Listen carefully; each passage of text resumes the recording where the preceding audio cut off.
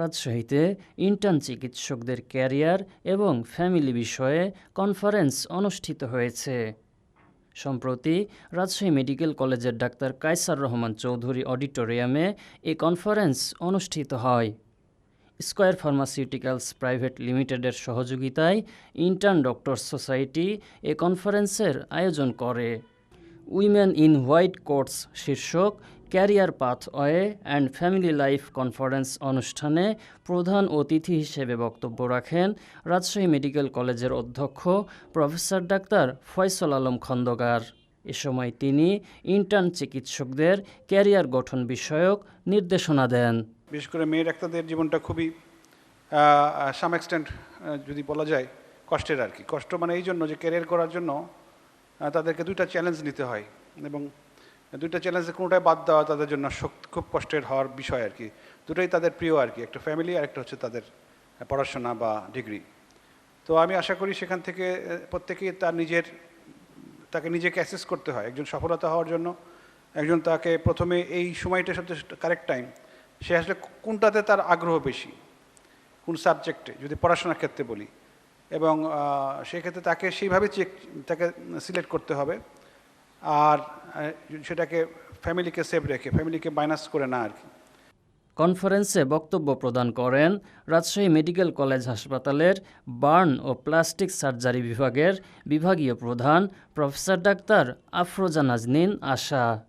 তিনি চিকিৎসকদের ক্যারিয়ার ও পরিবার জীবন নিয়ে লক্ষ্য নির্ধারণে পরিকল্পনা গ্রহণের প্রতি গুরুত্ব আরোপ করেন। A career plan for a female doctor should align with personal interests and life balance goals. So what is balance? Balance is not something you find. It's something you have to create. Dream big, work hard, stay focused, and surround yourself with good people, good family members, good husband, good siblings, and of course good friends and good colleagues. So you have to consider some factors like preferred specialty, preferred training pathway, and of course work style and family life. So at first you have to plan for your goal. এ সময় ইসলামী bank medical college হাসপাতালের চর্ম ও যৌন রোগ বিশেষজ্ঞ professor doctor Mariam Nessa সময়কে যথাযথভাবে কাজে লাগানোর প্রতি গুরুত্ব আরোপ করেন। যে আমরা কিভাবে টাইমটা ম্যানেজ করব।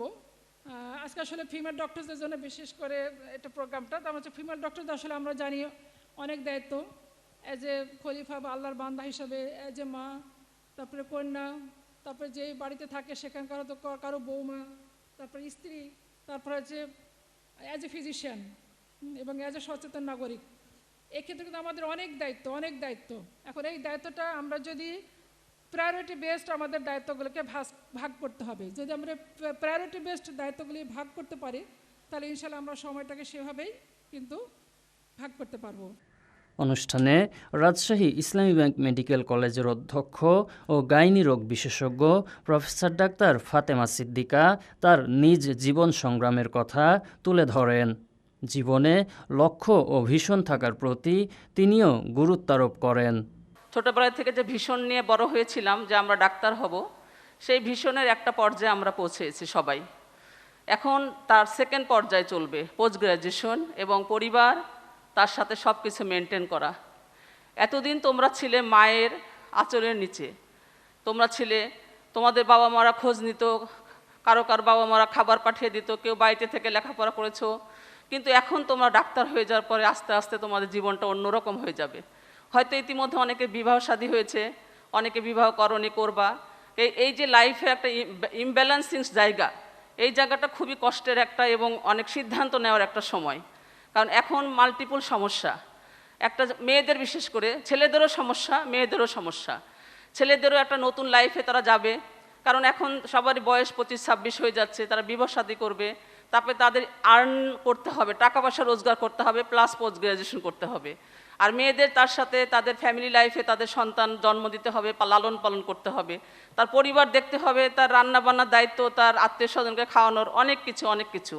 এখন এই সব মিলেই ব্যালেন্স করাটাই আসলে কঠিন। তো এই জন্য আমাদের যেটা বলেছে যে টাইমকে আমাদের কাজে লাগাতে হবে। আমরা কোনো সময় তো হতাশ হব না, আমরা এখন থেকে প্ল্যান করব। যার যেরকম ক্যালিবার, যার যেটা প্যাশন, যে যেরকম পারবে সেভাবে আমাদের ক্যারিয়ারটাকে ডিজাইন করব। অনুষ্ঠানে রাজশাহী মেডিকেল কলেজ টিচার্স অ্যাসোসিয়েশনের সভাপতি প্রফেসর ডাক্তার আজিজুল হক আজাদ, সাধারণ সম্পাদক প্রফেসর ডাক্তার মনোয়ার তারিক সাবু ও কোষাধ্যক্ষ ডাক্তার এম মুর্শেদজামান মিয়াসহ অন্যান্য চিকিৎসক এবং স্কয়ার ফার্মাসিউটিক্যালসের 2 জন কর্মকর্তা বক্তব্য রাখেন।